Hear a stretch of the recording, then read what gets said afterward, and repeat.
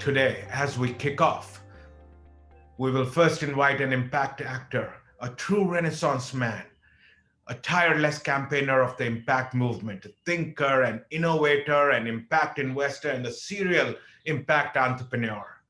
He's the founder of GSG, of Social Finance, of Big Society Capital, of Bridges Fund Management.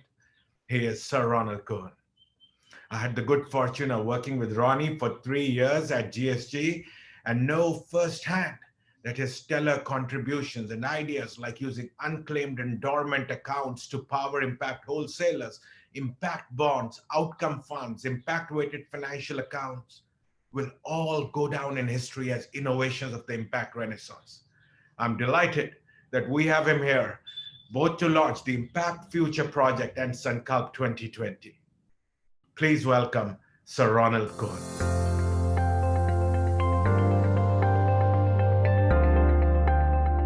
It's a great pleasure for me to join you at this Sankalp forum. Last time I spoke here is about 5 years ago, and a huge amount has happened in the impact space, and this is a great opportunity for us to catch up about it. But before I start, I want to recognize Vineet Rai and Avishkar, who initiated this forum and continue to host it, and also my colleague at the GSG, Amit Bhatia, who was our first CEO, whose Impact Future project in India is now contributing so much to advancing impact. The world is changing. We can see that change in the consumption that young people are making, purchasing only the products of companies whose values they share by their employment decisions, refusing to work for companies that are polluting or creating social issues. And we also see it in the behavior of entrepreneurs who, like many of you, are thinking now in terms of ventures that are able both to do good and to do well. And the more positive impact they deliver, the more profit they make. And these changes have not been lost on investors. And so it is that we see now $30 trillion or more of ESG investing, environmental, social, and governance investing, where there is an intention to deliver both impact and profit through investment in companies. Now, 30 trillion is not a trivial sum. It is equivalent to a third of all professionally managed money in the world.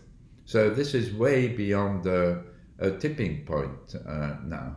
And if we look at impact investment proper, where you not only have the intention to create the impact, but you also measure the impact creating, we will hit $1 trillion this year. That is equivalent to the whole of the world's venture capital pool. So it's clear that investors now want impact, and the pressure for them to have the impact measurement which they require is increasing all the time on regulators and on governments. An initiative that I'm involved with at Harvard Business School, the Impact Weighted Accounts Initiative, has published the accounts of 1,800 companies measuring their environmental impact. And when you look at the environmental damage that these 1,800 companies cause, your mind boggles. 250 of them create more environmental damage a year than they create in profit. A third create environmental damage equivalent to 25% or more of their profit.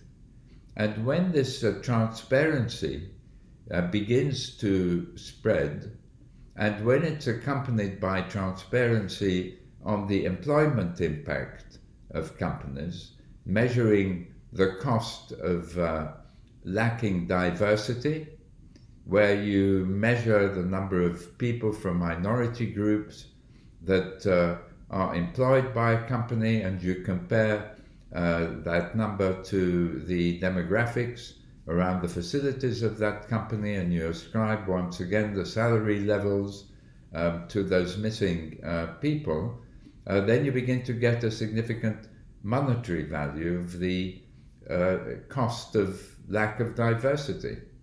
And similarly, product impact. We are able today, because of technology and big data, to put real numbers down for the impact of a nutritional product or a car or whatever else you want to analyze. And when this impact transparency comes, it is going to move the goalposts for investors and for business, and it's going to bring some very important new tools for government. What do I mean by that? To the extent that investors today are recognizing that optimizing risk, return, and impact is the way of the future, that if you don't take impact into account when making an investment decision, you're ignoring risks, the risks of consumers, employees, and investors deserting you, the risk of government taxing you or regulating you to constrain your activities, and at the same time ignoring new sets of investment opportunities, looking at impact on people leads you to analyze underserved markets and define new products that can enable you to improve the lives of people in these markets while delivering very attractive financial returns.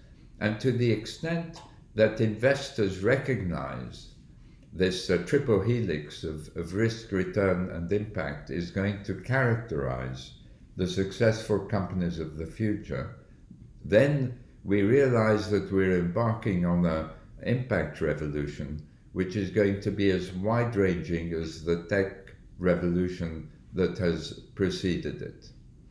And I see entrepreneurs playing a fundamental role in driving this, because the disruption that tech brought was led by young entrepreneurs who started out wanting to change the world through the technologies that they had developed, and then overtook the leading companies in their fields in the space of just 2 or 3 decades.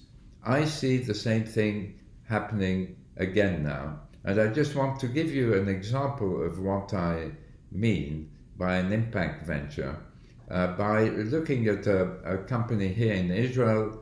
I'm speaking to you from Tel Aviv, called Orcam, to illustrate my point.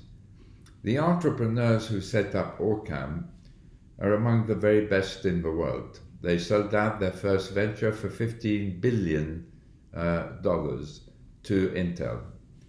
6-7 years ago, one of the entrepreneurs got the idea of using their technology, which had been developed for driverless cars, to help the blind to see. What do I mean by that? They created a company called Orcam, which manufactures a pair of spectacles with something like a memory stick hanging off the side, which whispers into the ear of the wearer the page of the book they're reading, or the newspaper, or the banknote in their hand. And it read absolutely perfectly.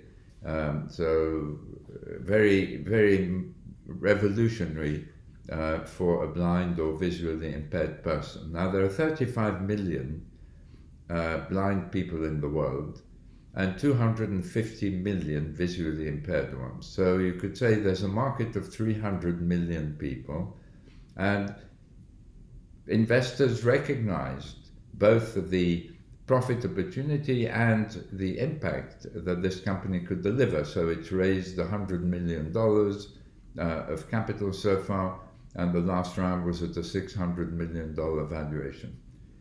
But if you look at a venture from an impact perspective, you ask yourself a question that you would never ask yourself otherwise, which is, how can this technology help the greatest number of people in the world? And the answer, in the case of Orcam, is, what if you gave these spectacles to the 800 million illiterate adults in the world?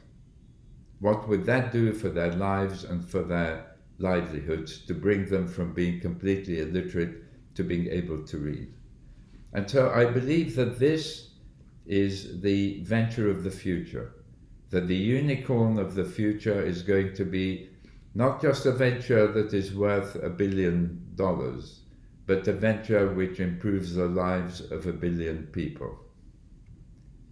So I leave you now with this thought that India has the ability, both through its entrepreneurship and creativity, to develop this field of impact investment to such a degree that it will become known as Impact Nation.